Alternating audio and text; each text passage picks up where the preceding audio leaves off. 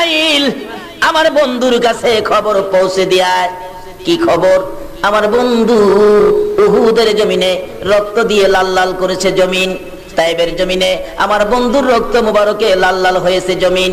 আমার বন্ধুর এই রক্ত মাখা জমিনের মধ্যে আমার বন্ধুকে আমি দাফন করতে দেব না। আমার বন্ধুর কানে খবর দে রে, আমার বন্ধুর দেহ আমার আরশের ডান পাশে দাফন করব। জিবরাইল কয়, প্রভু গো, এত সুন্দর প্রস্তাব হযরত আদম থেকে শুরু করে ঈসা আলাইহিস সালাম পর্যন্ত কোন নবীর জন্য তো এই প্রস্তাব করেন নাই। আমার আল্লাহ বলেন, ও জিবরাইল কথা বাড়াইস না, জলদি করে যা আমার বন্ধুর দরবারে চলে যা। যা ডাকতেছেন, ইয়া রাসূলুল্লাহ, আল্লাহর সালাম গ্রহণ করুন। আমি জিবরাইলের সালাম গ্রহণ করুন। হুজুর, এমন একটা সুন্দর প্রস্তাব আপনার জন্য নিয়ে আসছি যেটা আদম থেকে শুরু করে ঈসা নবী পর্যন্ত কারোর জন্য এই প্রস্তাব ফাঁস হয় নাই। আপনি খুশির সহিত কবুল করুন, গ্রহণ করুন। কি প্রস্তাব রে জিবরাইল? হুজুর, আপনার দেহখানি আল্লাহর আরশের ডান পাশে দাফন হবে। আমার নবী খুশি হয় নাই, কবুল করে নাই, দুইটা চোখের পানি জর্জর করে ছেড়ে দিছে। জিবরাইল বলেন, ইয়া রাসূলুল্লাহ, এত সুন্দর প্রস্তাব পাইয়া কেন কাঁদেন? ব্যাপার কি বুঝতে পারতেছি না। আমার নবী বলেন, জিবরাইল রে, আমি কেন কাঁদি তুই যখন জানতে চাস, শোনো। ও জিবরাইল, আমার দাফন যদি আল্লাহর আরশে হয়, আমার গুনাহগার উম্মতের দাফন কই হবে? জিবরাইল বলেন, ইয়া রাসূলুল্লাহ, আপনার উম্মতের দাফন এই জমিনে হবে। আমার নবীর কান্না আরো বেড়ে গেছে। আরে জিবরাইল, সইতে পারি না রে, আমার উম্মতেরা জমিনে পড়ে থাকবে, আমি আরশে পড়ে থাকবো না। প্রস্তাব আমি মানতে পারি না। আমার পক্ষ থেকে একটা প্রস্তাব আমার প্রভুর দরবারে তুলে ধর রে জিবরাইল।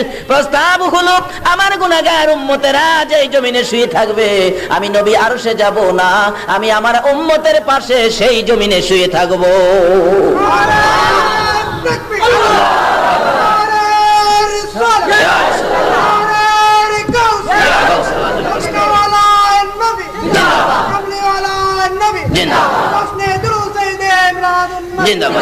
বলতেছিলাম, যেই নবী উম্মতের ব্যথা বুকে নিয়ে উম্মতের দরদি হয়ে মদিনায় শুয়ে আছে, এই মদিনায় যাইতে পারলে লাভ হবে না লস হবে? আল্লাহু আকবার, কি লাভ হবে? মদিনা এমন একটা মার্কেট, এটা আপনাদের সৈয়দ বাজার নয়, মদিনার বাজার এমন একটা বাজার যেই বাজারে একটা সদাই আছে, যেই সদাইটা পৃথিবীর কোনো বাজারে মিলে না। সদাইটা কি? রাসূল বলে গেছেন, মানসারা কবরি ওয়াজাবাত লাহু শাফাতি। যে ব্যক্তি পৃথিবীর যে কোনো প্রান্ত থেকে আমি নবীর রওজাটা এসে জিয়ারত করে যাবে, তাকে শাফায়াত করে জান্নাতে নেওয়া আমি নবীর উপরে ওয়াজিব হয়ে যাবে। যদি আল্লাহ তৌফিক দেয়, পৃথিবীর কোথাও যদি না যান, একটা সফর দিয়ে আসবেন সোনার মদিনায়। আল্লাহ তুমি কবুল করো, সকলে বলুন আমিন।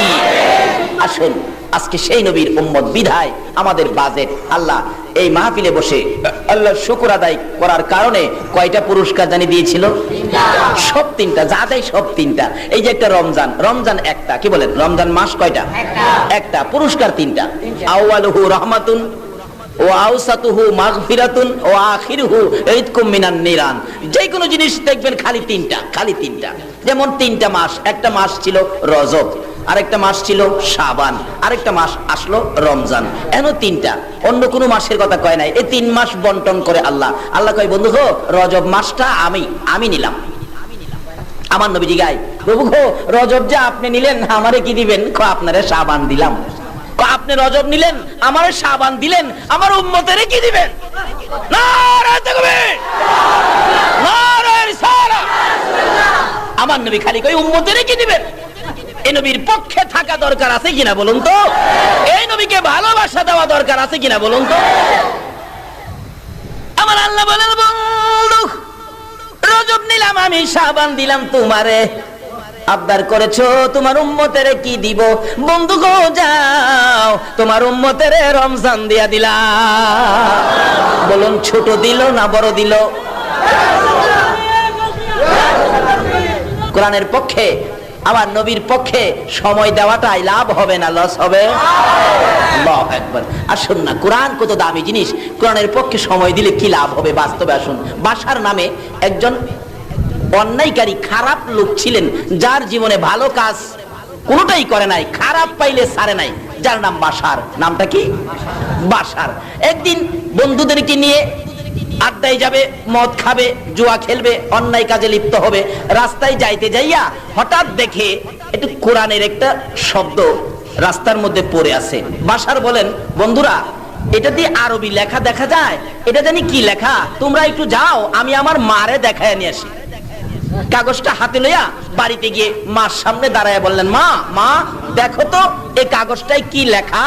মা দেখে কাগজটা আরবি লেখা, যার মধ্যে লেখা ছিল বিসমিল্লাহির রহমানির রহিম। মা দেখে চোখের পানি ছেড়ে দিয়ে দুইটা হাত উপরের দিকে করে ডাক মারছে, মাহবুব তুমি বুঝি আমার বাশারকে কবুল করেছো? কোরআনের পক্ষে একটু কোরআনের ছোঁয়া লাগছে, আজকে আপনারা সেই কোরআনের পক্ষে বসে আছেন, একটু ছোঁয়া কোরআন শরীফের লাগছে। বাশার হাতে কাগজ টুকুন, মা কাঁদতেছে, প্রভু গো তুমি বুঝি আমার বাশারকে কবুল করেছো? বাশার এটা তো কোরআনের অংশ, এটা আমার আল্লাহর নাম। সঙ্গে সঙ্গে বাশার চুমা খাইতেছে।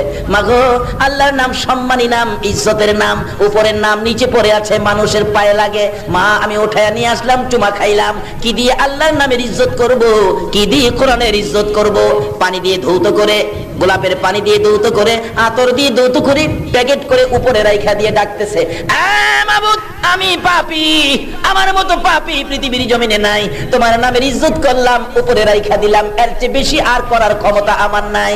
আমার আল্লাহ সঙ্গে সঙ্গে ডাক দেন, বাশার রে আমার নামের ইজ্জত করেছো, আমি আল্লাহ তোমার নামের ইজ্জত করেছি। ওই জামানার ওলি ছিলেন হাসান বসরি। হাসান বসরিকে খবর দিলেন, ও হাসান বসরি সকালবেলা বাশারের বাড়িতে যায় খবর দাও, বাশার আমার কোরআনের অংশকে ইজ্জত করেছে, আমি আল্লাহ নামের ইজ্জত করেছে, আমি আল্লাহ বাশারকে ইজ্জত করেছি, এমনকি তার জীবনের সকল গুনাহ ক্ষমা করে দিয়েছি। পরের দিন সকালবেলা বাশারের বাড়ির সামনে আল্লাহর ওলি হাসান বসরি দাঁড়ায় ডাকতেছে, বাশার বাড়িতে আছেন? বাশার মানুষে কয়, হুজুর এই বাড়ির সামনে তো ভালো মানুষ খার হয় না, জানগা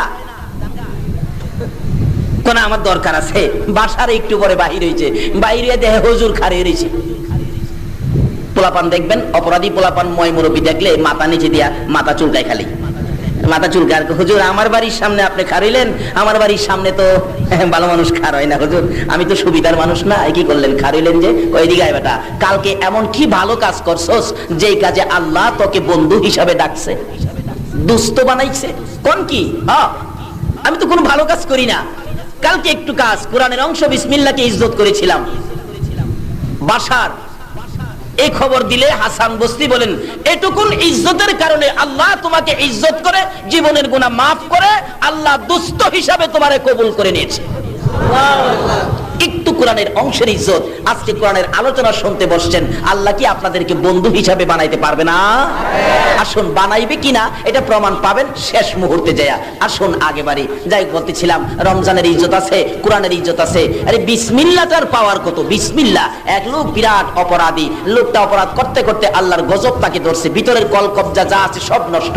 ডাক্তার বলেন আপনি তো 8 দিনের বেশি বাঁচবেন না। বাড়িতে যায়া বিবির সামনে বসে কাঁদতেছে রাত্রে। বিবি বলেন, কান্দো কে বিবি?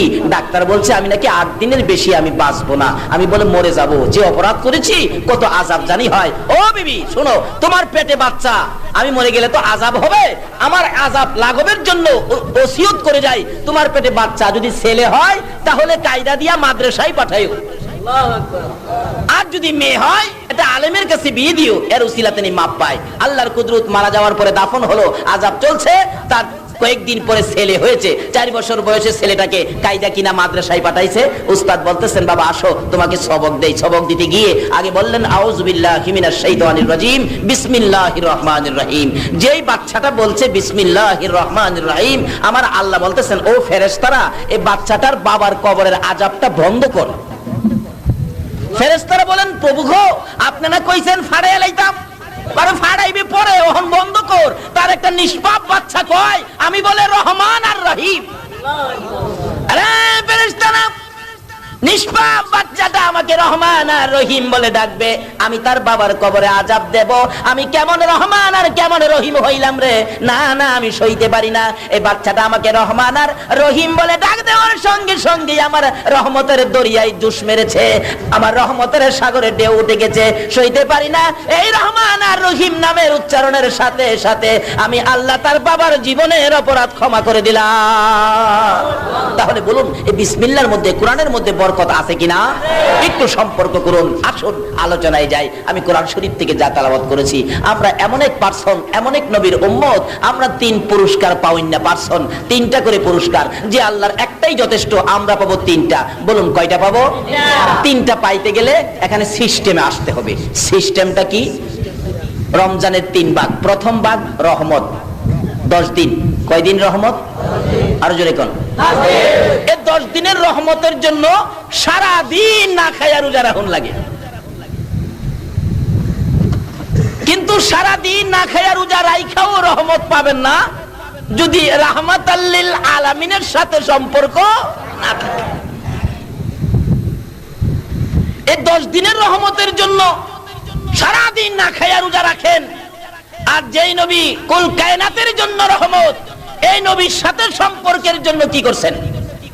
কিছুই না। এই নবী যদি না হইতো, বলুন রমজানের রোজা হইতো? রমজানের রহমত হইতো? মাগফিরাত হইতো? কিছুই হইতো না।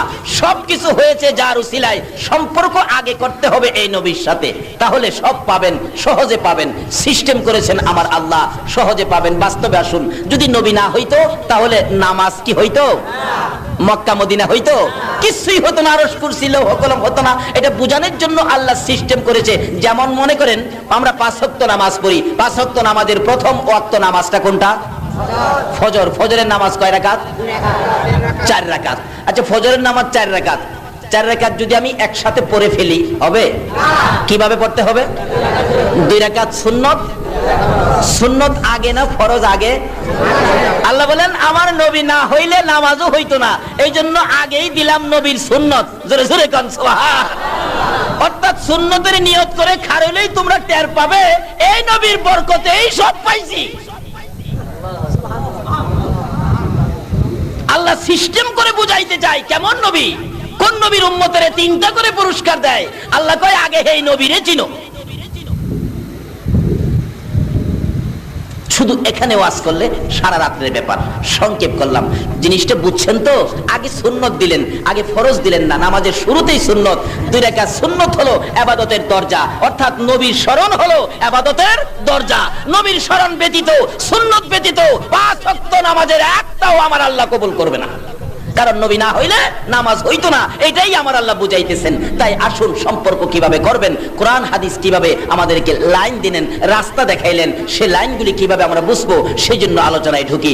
আর লম্বা করতে চাই না, আমি আলোচনায় যাচ্ছি। সর্বপ্রথম কোরআন শরীফ থেকে আমি তেলাওয়াত করেছিলাম কুল্লু নাফসিন যায়িকাতুল মাউত। কুল্লু নাফসিন যায়িকাতুল। এখানে কিসের কথা কইছে? টের পাইছেন তো? মাশাআল্লাহ। এইটা আবার অগলই টের পা। বাঙালি আরবি জানে না, এটা জানে ভালোই। কি কান? এক বেচারা হজ করতে গেছে, হজ করে আসার পরে সরল মানুষ তো, লোকেরা জিগায় কি দেখছেন, কি করছেন, আরব দেশে কিছু কাহিনী কর না। কয় কি কমু বেটা, যা দেখলাম যে সবকিছু আরবি দিয়াই করে, খালি নামাজটা দেখলাম বাংলাদা পড়ে। আচ্ছা, নামাজ কি বাংলাতে পড়ে? মানে বাংলার সাথে ব্যবহার করতে করতে এর কাছে বাংলার মতোই মনে হয় আর কি। কিন্তু কুল্লু নাফসিন যায়িকাতুল মাউত, মউতের কথাটা আরবি হইলেও বাংলার মতোই বোঝা যায়। কি খান? এটা হগলই বুঝে, এটা বুঝে না? এক বেচারার ভাই মারা গেছে, দাফন কইরা আইসা রাস্তাত বইয়া কাঁদতেছে। লোকেরা খুব বুঝাইতেছে কান্দসকে, সবাই তো মরবো, কেন মরবো, সবাই তো মরবো। করে সবাই মরবো, বলে তো বুঝি তো, কত তোর ভাই আইছে মরবো, এটা তো সবাই মরবো, তোর ভাই মরে গেছে এই জন্য এত কান্দা কানতে হয়। করে আমি তো ভাইয়ের লেগে কান্দি না, আমি কান্তাছি জমে যে বাড়ি চিনছে। কারণ বাইরে যাই নিছে, হ্যাঁ তো আবার আমার লেগে আইতাছে। একটা ব্যাক করবে না, ও জানে এরা যে আমার লেগে আইবো, কিন্তু আমরা জ্ঞানী হইয়া যা এ খবর রাখি না। কিন্তু আল্লাহ কোরআনে খবর দিচ্ছে সরাসরি, কুল্লু নাফসিন যায়িকাতুল মাউত। সকল প্রাণী একদিন মৃত্যুর কোলে ঢলে পড়তে হবে। বলুন আমরা সকলে মৃত্যুর কোলে ঢলে পড়তে হবে কিনা? এখন মৃত্যুর কোলে যে ঢলে পড়বেন, যে জায়গাটা যাইবেন মরার পরে, এই জায়গাটার নাম কি? কোন এই জায়গাটার নাম কি? এনে কি পুলিশ আছে? বিডিআর আছে? ব্যবসা বাণিজ্য আছে? কিচ্ছু নাই। ডাইনে মাটি, বামে মাটি, নিচে মাটি, উপরে বাঁশের খাটি, কেউ নাই। আমার আমার নবী বলেছে এক একজনের কবরে 99টা করে সাপও দেওয়া হবে। নবীর কথা সত্য না মিথ্যা? এখন যদি মাহফিল বিদায় হওয়ার আগে একটা 8 বছরের বাচ্চা ছেলে আইসা বলে আপনারা এই রাস্তাটা দিয়ে যায়েন না, আমি দেখাইছি 5টা সাপ রাস্তাত বয়ে রইছে, একটা বাচ্চা ছেলে কইছে, বাচ্চা মানুষ কথা সত্য হইতেও পারে নাও হইতে পারে, এরপরও এই রাস্তাটা দিয়ে যাইতে বলুন তো কিছু ভয় করবে কিনা? বাচ্চা কইছে রাস্তার সাপ, এত ভয়, খালি দেখবেন এপে চাইবো হেমনে চাইবো টস মারবো। আচ্ছা আমার নবী যে কইছে কবরে 99টা সাপ, বলুন নবীর কথা সত্য না মিথ্যা? এই নবীর কথা সত্য হিসাবে মাইন্না এই কবরের ভয়ে কয়টা টস মারছেন? আগিলা দিন মুরব্বীরা এই চিন্তা করে রাত্রে গুনগুনায় কাঁদতো, চোখের পানি ছাড়তো আর ডাকতো, কি বলে? মিচামিচি কাটাইলাম জিন্দেগি, চোখে দেখা হারাইলাম বন্দিগি, হায়রে চোখে দেখা হারাইলাম বন্দিগি। কন্যা কারবাবারি কারবাগর কারবাকি অন্ধকার কবরে হবে বসতি। সব পরে থাকবে, আপনি আমি অন্ধকার কবরের বসতি হব। কি বলেন, হব কিনা? হইতে যে হবে, আল্লাহ তো বলতেছেন কুল্লু নাফসিন যায়কাতুল মাউত, সকল প্রাণী মৃত্যুর কোলে ঢলে পড়বে। অন্য প্রাণীর চিন্তা করে লাভ নাই, লন আমরা নিজেরা সাবধান হই। এই জন্য সাবধানতার জন্য আল্লাহ আমাদের জন্য আরো স্পেশালি ওয়াজ করতেছেন। কি ওয়াজ? খুলিকাল ইনসানু যায়ীফা। আল্লাহ কয় আগেরটা বুঝছস, তোরা যে মইরা যাবি এটা কিন্তু কারেক্ট, কারণ আমি তোরারে বানানোর সময় দুর্বল করে বানাইছি। খুলিকাল ইনসানু যায়ীফা, আলেম ওলামারা আছেন, আল্লাহ কয় বানানোর সময় দুর্বল করে বানাইছি। কেন? তোমরা তো মইরা হই যাইবা, শক্ত করে লাভ কি? আল্লাহ আমরা কি দিয়ে বানাইছেন এত দুর্বল যে কইতাছেন? লন্না জিগাই খোদারে, কারণ আমরা শেষ নবীর উম্মত না, কিছু জয় জিজ্ঞাস করতাম। জুমলা আব্দুল কাদের জিলানী রহমাতুল্লাহ আলাইহি কই, খোদা গো আমি যা চাই তুমি দিতে পারবা দিতা? আল্লাহ কো আমি পারবো না? খেয়াল আছে নি কথাটা? তাইলে চাও তুমি কি চাইবা? কো আমার নবী বানায় দাও। কো নবী তো আর হইতো না। কো আমি জানি এটা আগে তুমি পারতা না। হে আব্দুল কাদের, আমি তো কোরআন শরীফে নিষেধ করেছি নবী আর হবে না, ওয়ালাকির রাসূলুল্লাহি ওয়া খাতামান নাবিয়িন, এই নবী দিয়ে নবীর দরজা আমি বন্ধ করে দিয়েছি। রাসূল নিজেও বলছে আনা খাতামুন নাবিয়িন লা নাবিয়্যা বাদি, আমি শেষ নবী, আমার পরে নবী আসবে না। ও আব্দুল কাদের, এমন দাবি করলি যেটা ক্ষমতা আছে আমার বানাইতে পারি, কিন্তু আইনে নাই, এই জন্য পারি না। আব্দুল কাদের এই দাবিটা করলে এটা ছাড়া অন্য কিছু দাবি করস না। তাইলে আমি কাদরিয়া তরিকার, আমার কাদরিয়া তরিকায় যারা ডুববে ভর্তি হবে, এই তরিকায় যারা চলবে এরারে মাফ করে দাও। আল্লাহ কয় এটা পারি, যা মাফ করে দিলাম।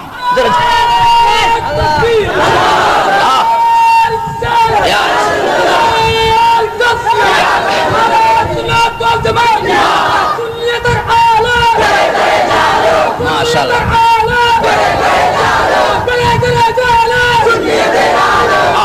এই সুন্নিয়তের আলু ঘরে ঘরে জ্বললে দলাদলি আর থাকতো না। সুন্নিয়তের আলু যারা দেখেছে, কাফের মুশরিকরা মুসলমান হয়েছে, আর সুন্নিয়তের আলু ছেড়ে দেওয়ার কারণে এখন বিজাতিরা মুসলমান নাম শুনলে ভয় পায়। আমি ভারত সফরে যাব, মাথায় টুপি মুখে দাড়ি দেখে আমার ভিসা দেয় না। অথচ আমার নবীর আদর্শ, ফতে মক্কা, মক্কা বিজয়ের পর আমার নবী খুশি, মায়ের দেশ বাবার দেশ ঘুরে ঘুরে দেখতেছেন। 10,000 সৈন্য নবীর পক্ষে, আল্লাহর ফেরেশতারা আল্লাহ সহজে নবীর পক্ষে।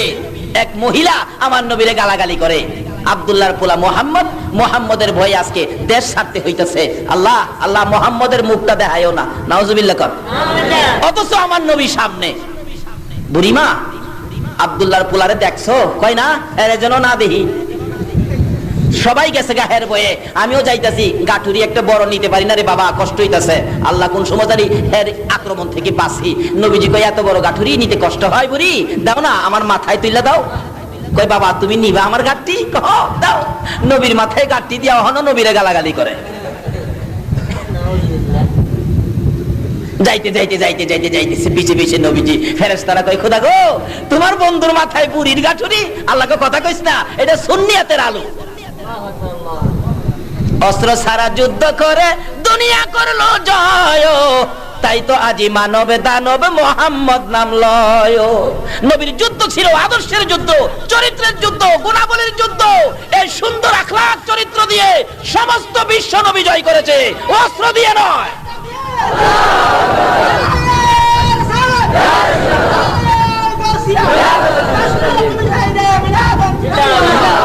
এই আলো যদি বাংলার ঘরে ঘরে জ্বলে, হিংসা বিদ্বেষ থাকবে না, দলাদলি থাকবে না, মারামারি কাটাকাটি বোমাবাজি পর্যন্ত থাকবে না।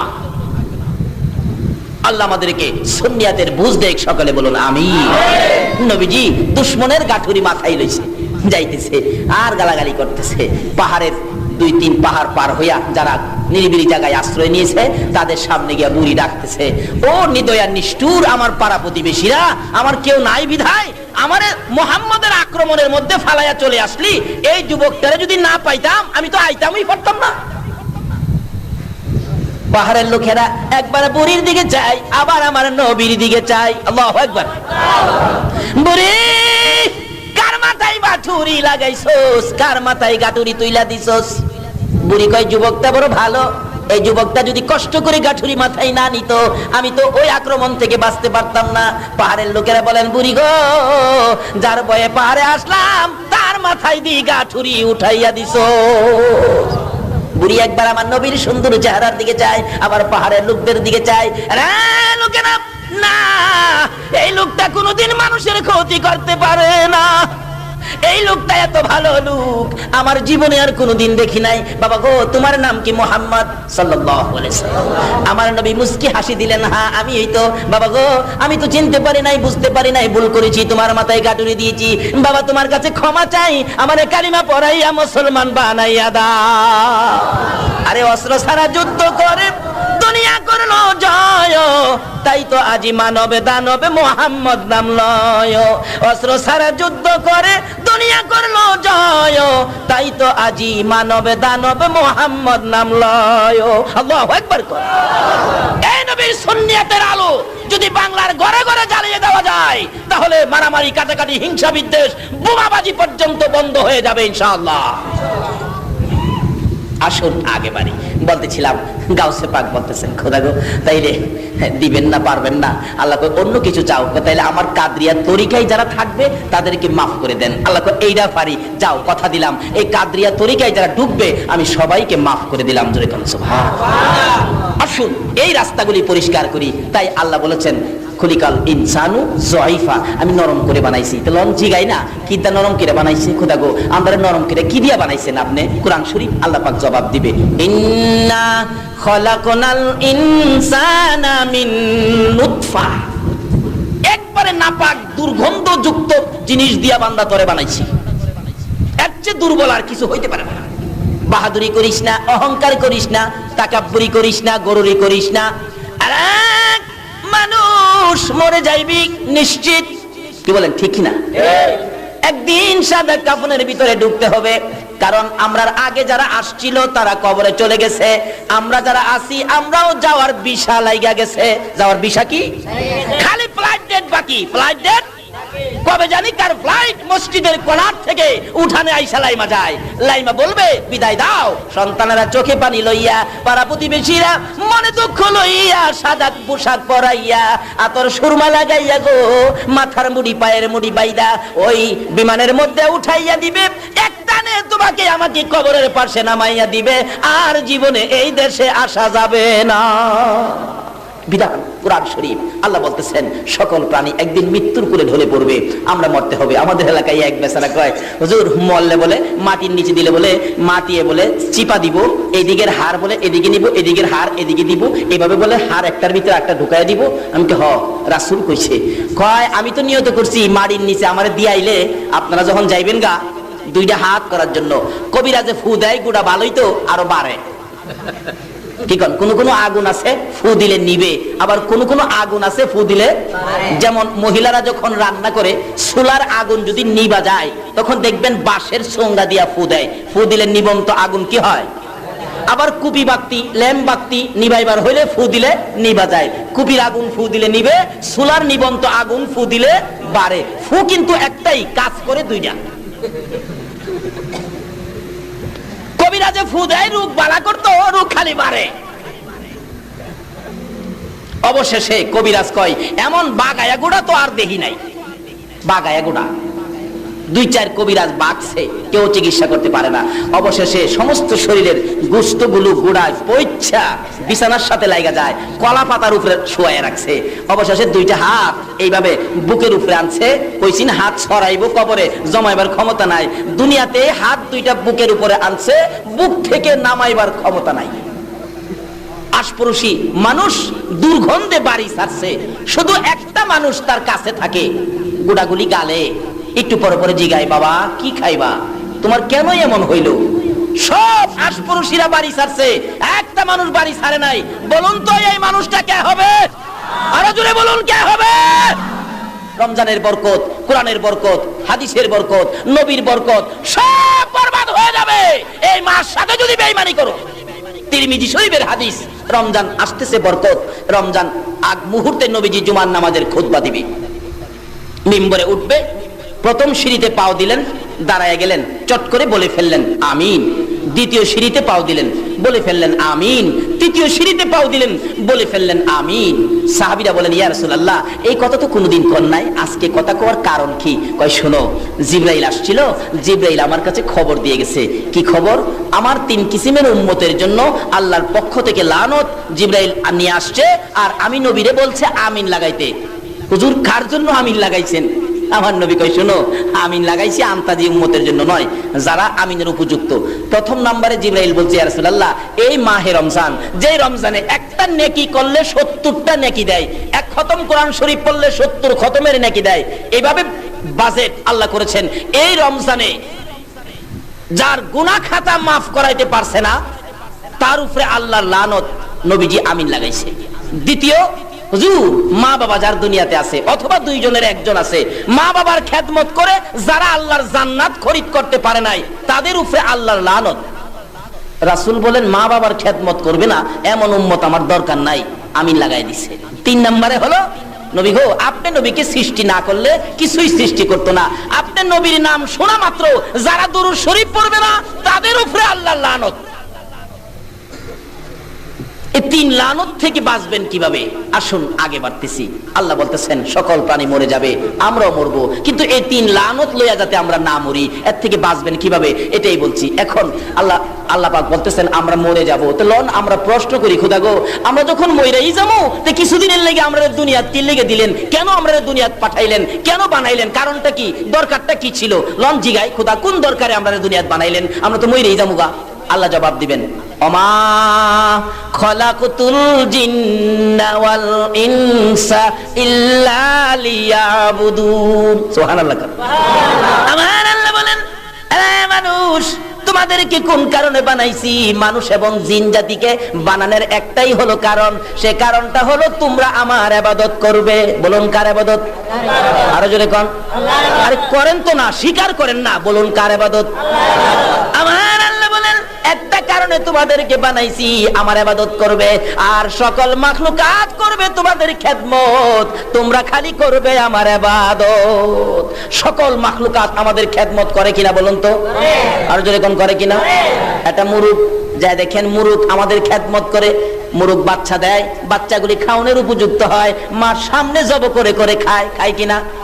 আবার একটা মুরুগ ডিমের উপযুক্ত হয়, ডিম পারে, ডিমটা পাইরা কত কষ্ট করে ডিমটা মুরগি পারে, এরপরও দেখেন চুপচাপ থাকে না। মুরুগ ডিম পাইরেই দেখবেন মালিকরে খবর দেয়, পক পক পক পক পক, কাম সারা লাইছি। নাকি মিছা কথা কইছি? আচ্ছা মুরুগটা কি পারছিন না? এত কষ্ট করে ডিমটা পারছি, কাউরে কমো না, কিন্তু চুপচাপ নাই, ফক ফক ফক ফক ফক। কি করছি? কি করছি? কয় না বাঙালি, কি করছি? আল্লাহ কয় জানা দে, কারণ তোরা তো বানাইছি ওই আমার বান্দার লাগিয়া। গরু দিয়া হাল চাষ করে, সকালবেলা দুধ দোহায়, দুধ খায়, কুরবানি আইলে কুরবানি দিয়া গোশত খায়, চামড়া দিয়া জুতা বানায়, হাড্ডি দিয়া মেলামাইন। আমার আল্লাহ কই বানারে বান্দা, আর কত বানাবি বানা, সব দিলাম, তারা করবে তোদের খেদমত, কিন্তু তোমরা করবে আমি আল্লাহর ইবাদত। আমরা কে লেগে বানাইছে? চট্টগ্রামের মানুষ কি লেগে বানাইছে? আল্লাহর ইবাদতের লেগে। মইরা যাওয়াঙ্গা লাগবো, নিশ্চিত থাকেন মইরা যাওয়াঙ্গা লাগবো। তার আগে বানাইছে ইবাদতের লেগে। করি তো খালি নানান রাজনীতি ফাজনীতি, এই নীতি এই নীতি, নাই তো আসল নীতি, খালি রাজনীতি ফাজনীতি, এই নীতি আর এই নীতি, আসল নীতি একবারও নাই। যেটা লেগে বানাইছে এইটার খবর নাই।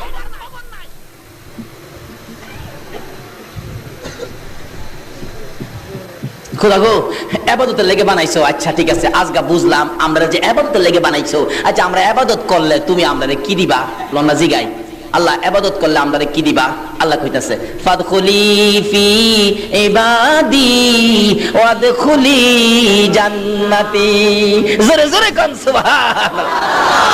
এইভাবে আর কোন নবীর উম্মতের সাথে আমার আল্লাহ কথা কয় না, আখিরি নবীর উম্মতের সাথে কথা কয়। কেন কথা কয়? আমার নবী উম্মতের ব্যথায় জীবনে সারা রাত কোনোদিন ঘুমায় না।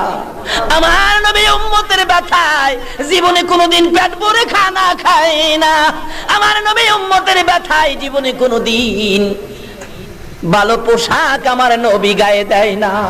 মা আয়েশা সিদ্দিকা রাদিয়াল্লাহু তাআলা আনহা বলেন, আমি একদিন দেখি আমার নবী গভীর রাত্রে ঘুমের ঘরে উঠে বসে বসে তিন নবী কাঁদতেছে। পাশে বসে আছি, কি বলে প্রশ্ন করব, ভয় পাইতেছি। হঠাৎ করে প্রশ্ন করে ফেললাম, ইয়া রাসূলুল্লাহ, এইভাবে তো কোনোদিন আপনাকে কাঁদতে দেখি নাই, এইভাবে কেন কাঁদতেছেন? হুজুর শুয়ে ঘুমান না, আমি আপনার মাথার মধ্যে হাত বোলাবো, আপনি ঘুমিয়ে থাকেন। আমার নবী শুয়ে না। মা এসে বলেন, ইয়া রাসূলুল্লাহ, এই বিছানায় শুইতে বুঝি কষ্ট হয়? শুধুমাত্র একটা খেজুর পাতার বিছানা। মা আয়েশা বলেন, আমি মাঝে মাঝে দেখেছি আমার নবী ঘুম থেকে উঠলে শরীর মুবারকে চাটার দাগ দেখা যায়। মা আয়েশা এই অবস্থা দেখে কোনো দিন একটু বিছানা নরম করে দিতেন। আমার নবী ঘুম থেকে উঠে বলতেন, আয়েশা রে, আজকে যে আমার ঘুম বেশি হয়ে গেছে, হুজুর বিছানাটা নরম করে দিলাম, চাটার দাগ আপনার শরীর মুবারকে দেখা যায়। আমার নবী চোখের পানি ছেড়ে দেয়, আয়েশা এইভাবে বিছানা নরম করে আমারে বেশি সময় ঘুম পাড়াইস না। এইভাবে যদি আমি নবী ঘুমায়া থাকি রে আয়েশা, আমার গুনাহগার উম্মতের নাজাতের কান্নায় আমি কোন সময় কাঁদবো? দয়ার নবী মায়ার নবীকে প্রশ্ন করলেন মা আয়েশা সিদ্দিকা, ইয়া রাসূলুল্লাহ, এই খেজুর পাতার চাটার মধ্যে ঘুমাইতে বুঝি আপনার কষ্ট হয়, সেজন্য বুঝি কাঁদেন? আমার নবী বলেন, না রে আয়েশা, সেই জন্য নয়। হুজুর চামড়ার ব্যাগ, বালিশ, ভিতরে তুলা নাই, ফর্ম নাই, শুধুমাত্র কয়েকটা খেজুর পাতা, এর মধ্যে মাথা দিয়ে ঘুমাইতে বুঝি আপনার কষ্ট হয়, সেই জন্য বুঝি কাঁদেন? আমার নবী বলেন, না রে আয়েশা, সেই জন্য নয়। হুজুর গো, তাহলে বুঝিছি জীবনে কোনোদিন বাবার মুখ দেখেন নাই, জীবনে কোনোদিন বাবা কইয়া ডাকতে পারেন নাই, বাবার ব্যথা বুঝি মনে উঠেছে, বাবার জন্য বুঝি কাঁদেন? আমার নবী বলেন, না রে আয়েশা, সেই জন্য নয়। তাহলে বুঝিছি মায়ের কথা মনে হয়ে গেছে, হুজুর মায়ের জন্যই বুঝি কাঁদেন? আমার নবী বলেন, আয়েশা রে, বিছানার জন্য নয়, বালিশের জন্য নয়, বাবার জন্য নয়, মায়ের জন্য নয়, আমি কান্দি রে আয়েশা আমার গুনাহগার উম্মতের জন্য। আরে দয়ালো নবী, প্রেমের ছবি আর আসবে না জগতে। বলুন, দয়ালো নবী, প্রেমের ছবি আর আসবে না। হাসর দিনে উম্মত বিনে, হাসর দিনে উম্মত বিনে যাবে না নবীজি বেহেশতে। দয়ালো নবী, প্রেমের ছবি আর আসবে না জগতে। আমার দয়ালো নবী, প্রেমের ছবি আর আসবে না। 63 সাল জিন্দিগি কাটছে বলে উম্মতি, 63 সাল জিন্দিগি কাটছে বলে উম্মতি, এখনো কান্দে শুয়ে মদিনাতে নবী, এখনো কান্দে শুয়ে মদিনাতে। দয়ালো নবী, প্রেমের ছবি আর আসবে না জগতে। আমার দয়ালো নবী, প্রেমের ছবি আর আসবে না।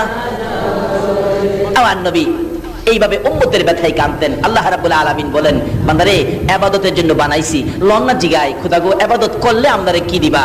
আল্লাহ জবাব দিচ্ছে আখিরি নবীর উম্মতের সাথে, আর কারো সাথে এইভাবে জবাব দেয় নাই। ফাদখুলি ফি ইবাদি ওয়াদখুলি জান্নাতি। বান্দারে কথা দিলাম, তোমরা যদি আমার ইবাদতে ঢুকো, আমি তোমরারে আমার জান্নাতে ঢুকাবো। এটা কার কথা? জোরে কোন না, কার কথা? আল্লাহু আকবার। আল্লাহর কথা সত্য না মিথ্যা? আল্লাহ কথা দিছে আমরা ইবাদতে ঢুকলে আমরারে কই ঢুকাইবো? এখন ইবাদত করবেন কিভাবে? আচ্ছা কোন তো বাংলাদেশে ইসলাম কয় রকমের ইসলাম চলছে? এক রকম বলে, আচ্ছা এক রকমের ইসলাম। কত ইসলামী দল বাংলাদেশে আসেনি? এখন কোন ইসলাম ইবাদত করলে বেহেশত নিব? কার কথাই যাইবেন, কার পক্ষে যাইবেন, কার কথা শুনবেন? কত মুফতি সাহেব ফতোয়া দিয়া এমনে নিতেছে গা, আরেক মুফতি ফতোয়া দিয়া হেমনে নিতেছে গা, আরেক মুফতি যাইতেছে গা হেমনে, আরেক মুফতি এমনে। কার কথা শুনবেন? আল্লাহ কয় বান্দারে হেরা যাই তা করবো, এটা আমি আগেই জানি। এই জন্য কোরআন শরীফ ফাইসালা দিছে, অমাই ইউতির রাসূল ফাকাদ আতাল্লাহ। তোমরা আমার রাসূলের কথাগুলি মানো। কার কথা কয় না বাঙালি? কার কথা? কোরআন শরীফে আল্লাহ বলছে কার কথা মানতেন? আল্লাহ কয় তোমরা আমার রাসূলের কথা মানো। এই নবীর কথা মাইন্না যারা ইবাদত করব, ওই ইবাদতকারীকেই আমার জান্নাতে ঢুকামু, আর কারো কথা নয়। আল্লাহু আকবার। নবীর কথা মানবে যারা হবে জান্নাতি। কোন নবীর কথা মানবে যারা হবে জান্নাতি। না মানিয়া আবু জাহেল হইল দুজুকি, না মানিয়া আবু জাহেল হইল দুজুকি। এই নবীর কথা মানলে ইবাদত করলে জান্নাতি, না মানলে দুজুকি। মানলে আবু বকর, না মানলে আবু জাহেল। আপনারা কি আবু বকর হবেন না আবু জাহেল হবেন? নবীর কথা মাননা না না মাননা? যারা নবীর কথা মানতো বাস্তবে আসুন, আপনাদের চন্দনাইশ থানা, আপনাদের চন্দনাইশ থানা, সৈয়দ বাজার, এই এরকম লোক মক্কা মদিনায় আছে না? তারা কিভাবে মানতো? হাদিস শরীফে আসছে মদিনার ঘটনা। একজন সাহাবী নবীজির খুব কালো ছিল। কালোর আরবি হলো আসওয়াদ। কালোর আরবি আসওয়াদ। নবীজি একদিন ডাকে, আসওয়াদ এদিকে আয়, তুমি বিয়ে করবা? কালা মিয়া কয়, হুজুর আমি যে কালার কালা, আমার কাছে কেউ বিয়া দেয় না, আমারে দেখলে দৌড়ে। রাসূল বলেন তুমি বিয়ে করবানি? হুজুর করতে তো মন চায়, তাই তোমার বিয়ের ব্যবস্থা আমি করব। যারা নবীর কথা মানে তাদের পক্ষে নবী থাকবে কিনা কোন তো? তোমার বিয়ের ব্যবস্থা আমি করব। চিঠি লিখছে কালা আসওয়াদ জি। এই চিঠিটা মদিনার বড় বাড়িটা আছে না, মদিনার বড় বাড়িটা, জি মদিনার বড় বাড়ির মালিকের হাতে নিয়ে দিও। নিয়ে গেছে, মদিনার বড় বাড়ির মালিকের সামনে গিয়ে ডাক দিছে, আসসালামু আলাইকুম চাচা। কি কর? এক মুসলমান আরেক মুসলমানকে দেখলে কি কইতে হয়? অন্ত সালামই নাই। অন দেখলে কয় গুড মর্নিং, আর হেমেদা কয় গুড নাইট। অথচ নবী বলছে আমার উম্মতের মধ্যে ওই ব্যক্তি উত্তম নাম্বার 1 উম্মত হবে যে আগে সালাম দেয়, যে আগে। আরে একটা আমল করো না নবীর সাথে লইয়া জান্নাতে যাইতে গেলে, একটা আমল। আল্লাহ কইছে নবীর কথা মানতে। Good morning, good night. Allah কয় যারা গুড গুড কয় এটা দেখে রাখিস, কবরে গেলে ও ফেরেশতারা বাইরে গুড়া বানায় লইবি। মুসলমানের লজ্জা থাকা উচিত। যারা গুড মর্নিং গুড নাইট শিখাইছে তারাই আজকে মুসলমানদের কলিজার মধ্যে গুলি করে মারতেছে। আজ থেকে কসম খাও, যদি নবীর সাফায়ের সহ জান্নাতে যেতে চাও, জীবনে আর কোনোদিন এই মুখ থেকে গুড মর্নিং আর গুড নাইট বাহির করব না। যদি এই কসম খেয়ে গুড মর্নিং গুড নাইট বন্ধ করতে পারো, আল্লাহর কসম পুলসিরাতের কিনারে রাসূল তোমার জন্য বসে থাকবে।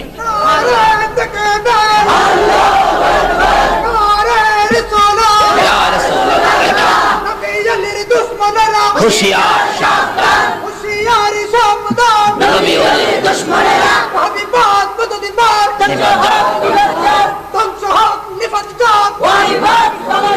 মাশাআল্লাহ মাশাআল্লাহ। আসুন আগে বাড়ি, খালি মুখে মুখে নয়, আজকের থেকে আমরা আমলে যাব, কি বলেন ঠিক কিনা? ও বাবা যুবক, এক মুসলমান আরেক মুসলমান, এক বন্ধু আরেক বন্ধুকে দেখলে আগামী কাল থেকে কি ব্যবহার করবে? আল্লাহ তুমি কবুল করো, সকলে বলুন আমিন। এই আমলটুকুন যদি আজকের মাহফিল থেকে নিয়ে কবরে যাইতে পারো, 100 গলা কাটা শহীদের সওয়াব তোমার আমলনামায় দেওয়া হবে।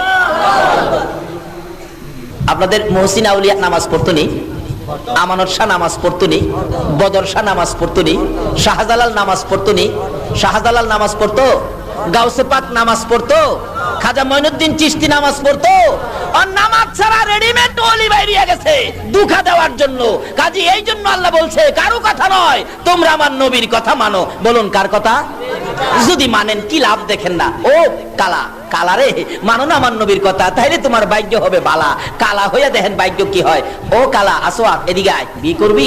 চিঠি দিলাম, যা মদিনার বড় বাড়ির মালিকের কাছে লইয়া যা। যা দেখে মালিক বসা ছিল। আসসালামু আলাইকুম চাচা। দেখছেন নবীর শিক্ষা। নবীর শিক্ষা কি? আগে কি করা? কোন কোন আগে কি? কালকার থেকে এটা আমল করেন না, বিপদে নবীরে পাশে পাবেন। আসসালামু আলাইকুম চাচা। ওয়ালাইকুম সালাম বাতিজা, কি ব্যাপার?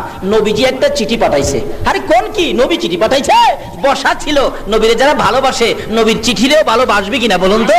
চট করে ওইটা দাঁড়ায়া চিঠিকে চুমা খাইছে। খুইলা দেখে লেখা ছিল, তোমার সুন্দরী মেয়েটাকে আমার কালো সাহাবীর কাছে বিয়ে দিয়ে দাও, ইতি রাহমাতাল লিল আলামিন। ওই বড় বাড়ির মালিক চিঠি পাইয়া দুইটা চোখের পানি ছেড়ে দিয়েছে। আল্লাহ তুমি না বলেছো তোমার বন্ধুর কথা মানার জন্য? তোমার বন্ধু চিঠি লিখছে আমার সুন্দরী মেয়েটাকে কালো সাহাবীর কাছে বিয়ে দেওয়ার জন্য, ইতি লাগাইছে রাহমাতাল লিল আলামিন। খোদা গো, আমি তো তোমার নবীর কথা মানি, কিন্তু মেয়েটা যে আমার সুন্দরী, আলেম ওলামারা আছেন কিতাব লেখে মেয়েটা এত সুন্দর ছিল, মদিনাতে ওই মেয়ের চাইতে সুন্দরী আর কেউ ছিল না, বিদায় কিতাবের মধ্যে তাকে হুরে মদিনা, মদিনার হুর বলে লেখা হয়েছে। মদিনার মানুষ তার হুরে মদিনা কইয়া ডাকতো, এত সুন্দর ছিল।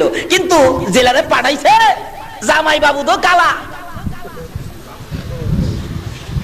জামাইটা কালা, মেয়েটা সুন্দর। মেয়ের বাবা কয় নবী যখন পাঠাইছে বিয়া তো দিতে হবে। আচ্ছা জামাইটা একটু দেখি। কি কোন জামাই দেখে না? কি কোন দেখে না জামাই? আপনাদের এদিকে দেখে? আমাদের এদিকে এক জামাই দেখতেছে, মানুষ আইছে, জামাইরে কে জানে শিয়াইছে, তোরে যাই কয় সবকিছু বাড়ায়া বাড়ায়া কইস। জিগাইছে জামাই আপনারা কয় ভাই? আসিন 5 ভাই কো 7 ভাই। জামাই জমি জামা কেমন আছে? আসিন 5 কানি কয় 11 কানি। বাড়ির গড় ছিল 3টা। জিগাই গড় কয়টা আপনাদের? 5টা। 3টা গড় 5টা কয়ে বসছে, মানুষের দেখে। এটা কইতে কইতে জামাই একটু কাশি মারছে। মেয়ের পক্ষের একজন কয় জামাই আপনার কি সর্দি? কয় না আমার জক্কা। ঠিক হন যেই বাড়া বাড়াইতাছে বিয়া আছে কফলা।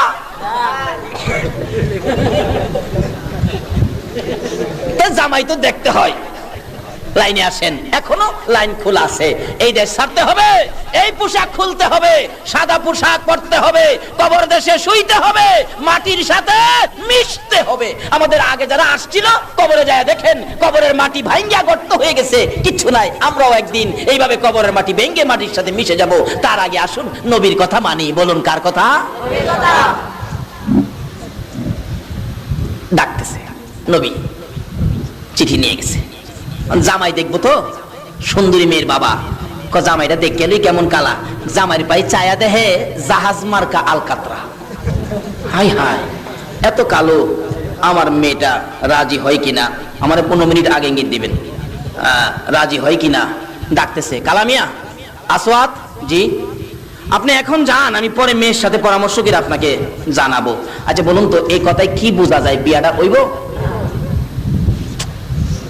কালা তো জাগা, হুজুর কইছিলাম না কাম হইতো না, হইতো না। আল্লাহ কয় আসওয়াত রে, যে নবী আঙ্গুল ইশারা করলে আকাশের চাঁদ 2 টুকরা হয়, আর নবীর হাতের চিঠিটা কি বিফল যাবে? চিন্তা করিস না। একটু পরে মেয়েটা দৌড়ে আসছে, আব্বু কালো একটা ছেলে আইছিল, কি ব্যাপার? খুশি দেখলাম, যাওয়ার সময় মনটা খারাপ।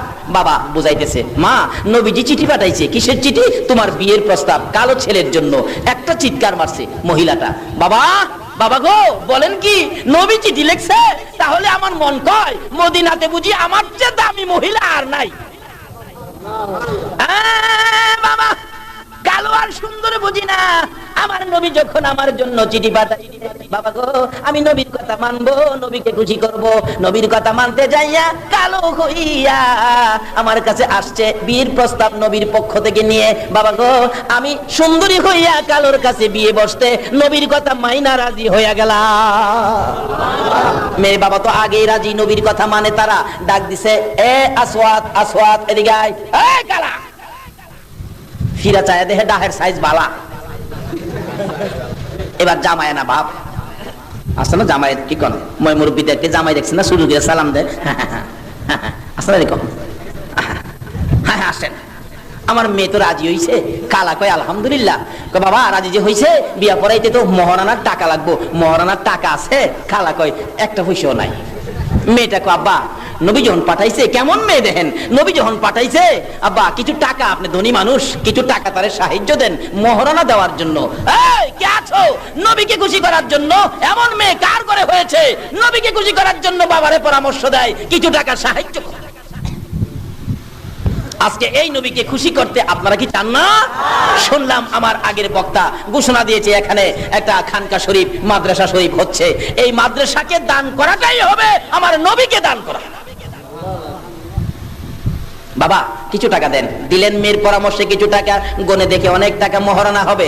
আবার বলতেছেন আসওয়াত জি আমার মেয়ে ভালো ভালো কাপড় পরতেন, ধনী মানুষের মেয়ে, একটা নতুন কাপড় দরকার, যদি আজকে বিয়ে হয় কাপড় আনতে পারবা কিনা?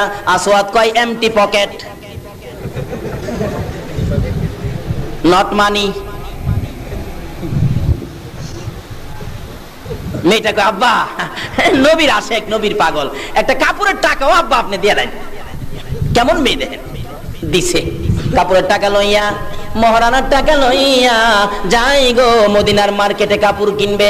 দোকানদার কাপড় দেয়, আমার ভাগ্য ভালো রে, আমি নবীর কথা মাইনা নবীর পক্ষে থাইকা আজকে কালো হইয়া সুন্দরী মেয়ে বিয়ে করব। বালা একটা কাপড় দে, আমার বিবি যেন খুশি হয়। কিতাব লেখে দেখতেছে কাপড় কোনটা নিবেন কোনটা না। এমন সময় শোনা যায় পিছন দিকে যেন পাগলের মতো দৌড়ে আসতেছে, এতিমের মতো কাঁদতেছে আর ডাকতেছে, মদিনার সাহাবীরা রে, মদিনার যুবকেরা রে, মদিনার ব্যবসায়ীরা রে, খবর পাইছো আল্লাহর বন্ধু যুদ্ধের ময়দানে রওনা হয়ে গেছে। সঙ্গে সঙ্গে দোকানদারেরা দোকান বন্ধ করে দিচ্ছে, আর ব্যবসা করবে না। আজকে তোমরা কারা গো? ও সৈয়দ বাজারের ব্যবসায়ী ভাইরা, আজকে যারা মাহফিলের জন্য দোকানপাট আগে আগে বন্ধ করে দিয়েছো, আমার নবীর শাফায়াত নসিব হইয়া যাইব। দয়ার নবী মায়ার নবী পাঠাইলে কাপড় কিনবে, আসওয়াত কাপড় কিনে দোকানদার বন্ধ করে দেয়। আরে কাস্টমার বেরিয়ে যাও, আমার নবী বলে যুদ্ধের ময়দানে রওনা হয়ে গেছে।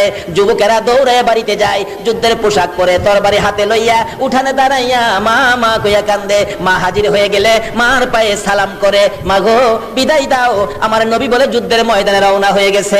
মা দেরি করো না, না জানি আমার রাসূলের গায়ে কেউ আঘাত করে। মা বিদায় দাও গো, দেখা হবে হাসরের ময়দানে। এই বলে যুবকেরা যুদ্ধের পোশাক পরে তরবারি লইয়া নবীর পক্ষে যাচ্ছে। এবারে ব্যবসায়ীরা দোকান বন্ধ করে যাচ্ছে। আসওয়াত নিজেকে নিজে প্রশ্ন করে, ও আসওয়াত নবীর পক্ষে যাইয়া কালো হইয়া সুন্দরী মেয়ে বীর বাজার করতে আসছিলে, এখন নবী যুদ্ধে যাবে, বল যুদ্ধের বাজার করবি না বীর বাজার করবি? আসওয়াতের মন ফাইসালা করে দিলেন, না আমি নবীর পক্ষে যুদ্ধের বাজার করব, বিয়ের বাজার করব না। বিয়ের বাজারের সকল টাকাগুলো লইয়া একটা তরবারির দোকানে যাইয়া নবীর প্রেমে যুদ্ধের বাজার করেছে। আল্লাহু আকবার।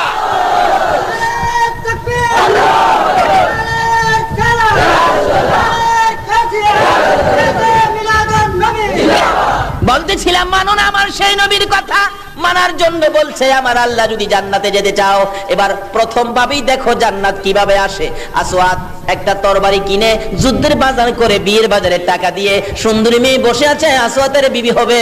আসওয়াত সুন্দরী মেয়ের দিকে তাকায় না, আমার নবীর ভালোবাসা লইয়া বিয়ের বাজারে টাকা দিয়া যুদ্ধের বাজার করে পিছে পিছে যাইতেছে আর ডাকতেছে, ইয়া রাসূলুল্লাহ ইয়া হাবিবাল্লাহ ইয়া রাসূলুল্লাহ আমার মৌতের নিদান কালে থাকিও নবী গো আমার শিয়রে, আমার মৌতের নিদান কালে থাকিও নবী গো আমার শিয়রে, দেখিব আপনাকে দুই নয়ন ভরে, ইয়া রাসূলুল্লাহ ইয়া হাবিবাল্লাহ ইয়া রাসূলুল্লাহ। আসওয়াদ আমার নবীর পক্ষে, নবীর কথা মানে, নবীকে ভালোবাসে। যুদ্ধের বাজার করে গো, বীর বাজারে টাকা দিয়ে যুদ্ধের বাজার করে তরবারি সহ যুদ্ধের ময়দানে উপস্থিত। যুদ্ধ শুরু হয়ে যায়, যুদ্ধ করতে করতে নবীর আশেক আসওয়াদ শহীদ হইয়া যায়। যে যুদ্ধে 70 জন সাহাবা শহীদ হয়েছিলেন, আমার নবী নিজেও ব্যথায় ব্যথিত হয়েছে। যুদ্ধ থেমে গেলে নবীজি ডাকতেছেন, সাহাবীরা রে, গলা কাটা মাথা ফাটা কলিজা বাহির হইয়াছে রে, আমি আর সহ্য করতে পারি না রে সাহাবীরা, দে দে আমার আদরের শহীদদেরকে তোরা দাফন করে দে। আল্লাহু আকবার। আমার নবী বলেন, সহ্য করতে পারি না, দে দে দাফন করে দে। শর্ত হলো গোসল করাইস না, কাফনও পরাইস না রে। রক্তমাখা অবস্থায় হাসরের ময়দানে আমি নবী আল্লাহর আরশের কিনারে লইয়া দাঁড়াইব। মাউত দেখো আমার উম্মতের মতো তোমার জন্য এইভাবে আর কোন নবী রাসূলের উম্মতেরা রক্ত দিছেনি। এই যে দেখো, গলা কাটা রক্ত পড়তে থাকবে, মাথা ফাটা রক্ত পড়তে থাকবে। আমার আল্লাহ বলবেন, বন্ধু গো, কথা দিলাম তারা যা চায় আমি আল্লাহ তা দিয়া তাদেরকে খুশি করব। লম্বা ঘটনা যাই না ওদিকে। আমার নবী এইভাবে নির্দেশ করলে দাফনের কাজ শুরু হলো। 69 জনকে দাফন করার পর 70-এর মাথায় আসওয়াতের লাশ দূরে পড়ে আছে। নবী বলেন, সাহাবীরা রে, এটা কার লাশ? দেখা যায় আসওয়াত আমার আসওয়াতের মতো। হুজুর আসওয়াত বিয়ের বাজার করতে গিয়েছিল, বিয়ের বাজার না করে যুদ্ধের বাজার করে জীবন দিয়েছে। আমার নবী বলেন, আর একটু কাছে যাইয়া দেখি, নতুন তরবারিটা হাতে চিত হয়ে আসওয়াত পড়ে আছে। আর একটু কাছে যাইয়া দেখি, জিহ্বাটা বাহির হইয়া কপালে লাইগা রইছে। আর একটু কাছে যাইয়া দেখি, ডান দিকের কলিজাটা বাহির হইয়া কাঁপতেছে। আমার নবী বলেন, আসওয়াত রে, বিয়ের বাজার করলি না, যুদ্ধের বাজার করে আমার কলিজাটা দেখাইয়া বিদায় হলে রে আসওয়াত। মাবুদ রে, আমার আসওয়াতকে তুমি কি দিবা গো আল্লাহ? দে আমার আসওয়াতকে কবর নামাইয়া দে। আমার নবী কবরের পাশে দাঁড়িয়ে ছিলেন, আসওয়াতের লাশ কবরের দিকে নিয়ে আসতেছে। নবীজি কবরের দিকে তাকাইয়া মুস্কি মুস্কি হাসতেছেন। সাহাবীরা বলেন, ইয়া রাসূলুল্লাহ, মুস্কি মুস্কি হাসেন কেন, জানতে চাই। আমার নবী বলেন, সাহাবীরা রে, আমি যা দেখি তোমরা তা দেখো না। হুজুর কি দেখে হাসছেন আমি জানতে চাই। এবার আমার নবী জবাব দেন, এরে সাহাবীরা, আমার আসওয়াত মদিনার হুর বিয়ে করতে গিয়েছিল। আমার যুদ্ধের খবর পাইয়া বিয়ের বাজারে টাকা দিয়ে যুদ্ধের বাজার করে মদিনার হুর ফালাইয়া রে আমি নবীর প্রেমে জীবন দিয়ে কবরে রওনা হয়েছে। এরে সাহাবীরা, সেই জন্য কবরের দিকে তাকাইয়া দেখি রে, মদিনার হুরের পরিবর্তে আসওয়াতের কবরে জান্নাতের হুর পাঠাইয়া দিছে। আল্লাহু আকবার। ইয়া জিন্দাবাদ। আসুন সংক্ষেপ আলোচনা শেষ করে দিলাম। এই নবীর কথা মানলে এইভাবে কবর থেকেই জান্নাতের পুরস্কার শুরু হবে। আল্লাহ বলছে, জান্নাতে যাইতে গেলে তোমরা আমার নবীর কথা মানো। দেখি নবীজি কি কয়। আসুন নবীর কথা মানি। নবী গো, আপনি কি বলেন একটু বলুন তো। নবীজি এখন বলতেছেন, মান ক্বালা লা ইলাহা ইল্লাল্লাহু ফাদাখালাল জান্নাহ। প্রথম নাম্বারে নবী বলেন, উম্মতেরা রে, জান্নাতের টিকেটটা লয়ে যা, জান্নাতের টিকেট। মান ক্বালা লা ইলাহা ইল্লাল্লাহু ফাদাখালাল জান্নাহ। এই কালিমাটা যার কাছে আছে তারা জান্নাতে প্রবেশ করবে। জোরে বলুন সুবহানাল্লাহ। একটা দিল প্রথম জান্নাতে। আল্লাহ বলছে, জান্নাতে যাইতে গেলে নবীর কথা মানো। নবী প্রথমেই তো জান্নাতের টিকেট দিল। দ্বিতীয় নম্বরে আসুন নবী কি কয়, আসসালাতু মিফতাহুল জান্নাহ। নবী বললেন, নামাজ বেহেশতের চাবি। দেখছেন নি, এই নবীর কথা মানলে লাভ হবে না লস হবে? আল্লাহ বলছে, তোমরা ইবাদত করলে জান্নাত দিব, কিন্তু কার কথায়? জান্নাতে যাওয়ার ইবাদত করতে গেলে মানতে হবে নবীর কথা। নামাজ বেহেশতের চাবি। আবার বলছে, তোমরা বেহেশতে তোমরা খাবে তো আমার সাথে খাবি? নবী বলেন, আমার সাথে খাবি? তাহলে তোমরা কি করো, মান আহাব্বা সুন্নতি ফাকাদ আহাব্বানি ওয়া মান আহাব্বানি কানা মাই ফিল জান্নাহ। যারা সুন্নতকে মহব্বত করলো সে যেন আমি রাসূলকে মহব্বত করলো, যে আমাকে মহব্বত করলো সে যেন জান্নাতের ভিতরে বসে আমি নবীর সাথে খানা খাইবো। জোরে কন্যা সুবহানাল্লাহ। দুনিয়াতে আসুন না, বাস্তবে দেখবেন যারা জামাইয়ের সাথে খায় এরা কি জামাইয়ের বন্ধু নাকি দুশমন? বন্ধু বান্ধবরা জামাইয়ের সাথে খায়। যারা নবীর সাথে বন্ধুত্ব করেছে, নবীর সুন্নতের আমলের মাধ্যমে নবীর সাথে এক প্লেটের মধ্যে খানা খাবে। জোরে বলুন সুবহানাল্লাহ। এখন নামাজ ঠিক আছে, কালিমা ঠিক আছে, সুন্নত ঠিক আছে, তারপরেও জান্নাতে বেজাল রয়ে গেছে। আমার নবী বলছে আল জান্নাতু তাহতা আকদামিল উম্মাহাত, উম্মতেরা রে, তোমার মায়ের পায়ের নিচে তোমার জান্নাত। বলুন কার পায়ের নিচে? এই রমজান মাসের বরকত পাবেন না যারা মা বাবার খেদমত করেন নাই। নামাজ, রোজা, হজ, যাকাত, মুফতি, মুহাদ্দিস, মুফাসসির, মক্কা মদিনার ইমাম সাহেব যদি হন, এই মারে যদি কষ্ট দেন তাহলে সব বরবাদ। মারে কষ্ট দিলে নবী শাফায়াত করবে? বাস্তবে আসুন করবে যে না। 2001-এ হজে গেছিলাম, শেষ সংক্ষেপ দোয়া করে দিব। 2001-এ হজে গেছিলাম, এক ঘটনা, আমার এক ভাতিজা দৌড়ে আসছে, মসজিদে বেলালের পাশে বাসা ছিল, দৌড়ে এসে বলতেছে কাকা বাড়িতে আইছেন? হ। আমার মারে দেখেই চিননি, মারে দেখি না কাকা 3 বছর দিরা। আমার মা কেমন আছে? ভালো আছে রে বাবা। একটু পরে বলে চাচা একটা ঘটনা ঘটছে। কি? হজ ভলান্টিয়ার হিসাবে বাংলাদেশ থেকে একটা ছেলে আসছিল, হজ ভলান্টিয়ার, দায়িত্ব হলো মসজিদের নববী ঝাড়ু দিবে। কি ভাগ্য তার! কিন্তু মসজিদের নববীর ভিতরে ঢুকলে শরীরের মধ্যে নাকি আগুন জ্বলতে থাকে, দৌড়ে বাহির। কি ব্যাপার? কি হইলো? বুঝি না, আমার শরীরে আগুন জ্বলে, কে জানি আমারে মারতে আসে। এইভাবে খুব চেষ্টা করলো, পারে না। রাত্রে বেলা বসছে, কি হয়েছে তোর অবস্থাটা, কেন এরকম হয় বলতো? ওই যুবকটা বলতেছেন সঙ্গীরা আমার দেশে পাঠায় দাও, আমি চাকরি করতে পারবো না। কেন? আমি যেদিন হজ ভলান্টিয়ার মসজিদে নববীর দায়িত্ব পায়া বাংলাদেশ থেকে বিমানে উঠবো, ঠিক বিমানে উঠার 8 দিন আগে আমার মার একটা লাত্তি মারছিলাম। বলুন বাংলাদেশে মার গায়ে লাত্তি দিলে মদিনার কামলেওয়ালা নবী খবর পায় কিনা? মসজিদের নববীর ভিতরে ঢুকতে দেয় না, গার ধরে বের করে দেয়। এই মারে যদি কেউ আঘাত দিয়ে থাকেন, বাবার মনে কেউ কষ্ট দিয়ে থাকেন, রমজানের রোজা কবুল হবে না, নামাজ কবুল হবে না, হজ যাকাত কোনটাই কবুল হবে না, এমনকি নবীর শাফায়াত পর্যন্ত নসিব হবে না। বাবারা ভাইয়েরা, যে কথাগুলো বললাম আমল করার চেষ্টা করেন। এই দেশ ছাড়তে হবে, আমরা কেউ এই দেশের বাসিন্দা নয়, আমরা সকলেই কবরে যেতে হবে। তাই এই কথাগুলো আমল করে কবরে রওনা হন। আমাদের জন্য বরকত যা আছে সব আল্লাহ আখিরি নবীর উম্মতের গাঠুরি বানায়া দিয়ে দিছে। এক লাইলাতুল কদর 1000 মাসের চাইতে বেশি নেকির ঘোষণা দিছে। প্রশ্ন আসতে পারে, হুজুর 1000 মাস কইলো কেন?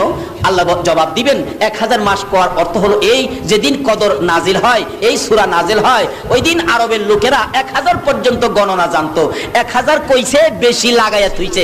আল্লাহ কয় যদি পৃথিবীর বিজ্ঞান কোনদিন 1 লক্ষ আবিষ্কার করে, তাহলে তোমরা ধরে নিও এই কদরের বরকত 1 লক্ষ মাসের চাইতেও বেশি। এইভাবে কোটি আবিষ্কার করলে 1 কোটি মাসের চাইতেও বেশি, বেশিটা ক্ষান্ত করে নাই। কাজী এই কিসিমের বাজেট যেই নবীর উম্মতের জন্য আল্লাহ করেছেন, আসুন সেই নবীর উম্মত হই, নবীর কথাগুলো মানি, নবীর পক্ষে থাকি। আল্লাহ বলেন আমার মনোনীত ধর্ম হলো ইসলাম, ইন্নাদ দীনা ইনদাল্লাহিল ইসলাম। আল্লাহ বলেন আমার মনোনীত ধর্ম হলো ইসলাম। নবী বলেন আমার মনোনীত জামাত হলো আহলে সুন্নাত ওয়াল জামাত। আসুন আল্লাহর মনোনীত ইসলাম, এই ধর্মের মধ্যে থাকি, নবীর মনোনীত জামাত আহলে সুন্নাত ওয়াল জামাত, এই জামাতের সদস্য হয়ে থাকি। আল্লাহ আমাদেরকে কবুল করুন, সকলে বলুন আমিন।